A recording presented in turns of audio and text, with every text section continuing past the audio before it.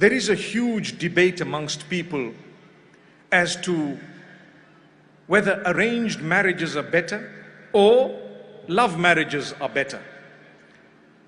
The answer to that is not simple, but it definitely plays a role in determining how this relationship is going to progress.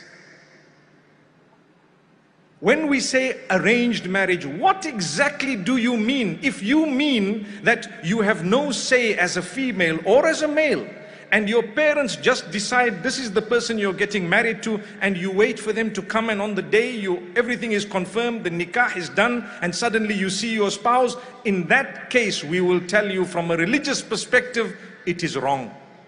It is wrong. It doesn't work that way.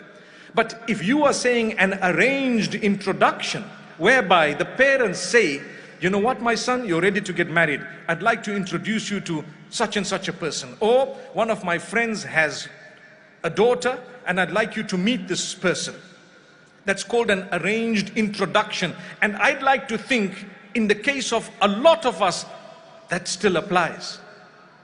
In fact, it's not a bad way of doing things. It's probably considered more durable for the marriage when there is an arranged introduction. Once you're introduced, you meet, you must meet. You speak, you must speak. And not just once, until you are satisfied. This is the person. Yes, I was introduced by my father to a family who has a son, for example, or a daughter. And I met them once and twice and thrice, and I found them to be absolutely amazing. Inshallah, we're getting married. And you find, how could you get married in such an arranged system? I tell you that's not wrong, because the meaning of the term arranged marriage differs from situation to situation. In this case, it was an arranged introduction. You have the right to decline. My beloved parents here, if your child has declined someone, please support them, stand up for them, and don't shove it down their throats. It's not you getting married, it's them getting married. You might want to ask them, oh, but why? They might give you a reason. The reason might be strong, it might not be strong. But at the same time, if you are going to shove it down their throats, how do you expect there not to be family problems that you cannot resolve? They come to you 30 years later and say, I never ever wanted to marry you, my father forced me. You go back to the father and grip him and say, look, what did you do, man? Subhanallah. That's what one would like to do. Because it was criminal to force. So my brothers and sisters, then when it comes to what is known as the love marriages of today, the pros and cons of it, we need to realize it's easy to be fooled. So very early in that relation, you better introduce some of your family members to this individual so that they are able to guide you as to what they may notice, because the eye of love does not notice the flaws initially. That initially is extremely important. The minute you get married, you start noticing all the flaws, mashallah. But I knew you for 8 years. Someone says, I went out with this guy for 8 years. Oh, you should have got married after the first 8 minutes, by the way. But I went out with this guy for 8 years. Everything happened. And so now when I got married, we just can't get along. Well, I tell you what, I'm a believer. I can tell you that the first 8 years, Shaitan was just beautifying yourselves to each other. The minute you did the right thing, he did the opposite. That's why it's important.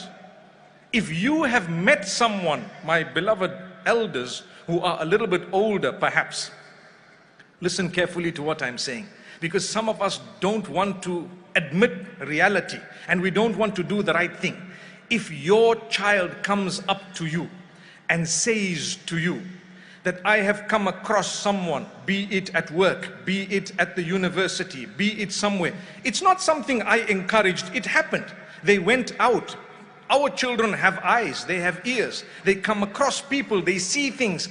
Let them be so close to you as a child that they will immediately tell you, today I met someone, and do you know what? I really feel that you need to help me because it's a potential spouse. I ask you a question, my beloved parents. Do you think your children would have the guts to come to you and say that? If the answer is no, please, we're living in a century and in an age where you need to have a relationship where they can come up to you and tell you exactly that. And how you react shouldn't be an outburst. I've already promised you to my sister's children. Relax, relax. You promised who? By the way, who is getting married here? Is it you or me? That's the question. May Allah grant us ease. So you must be open to embracing what has come, because it's not prohibited. If it was totally prohibited, we would tell you no. But culturally, we feel like we don't want to do this simply because the shackles of culture have not yet left us. And cultures are brilliant, they are good. However, there are some parts of it that require, if I can term it, renovation. That's why we face so many family problems, because our children cannot communicate with us. You love them, talk to them. Let them come and tell you the most absurd thing ever.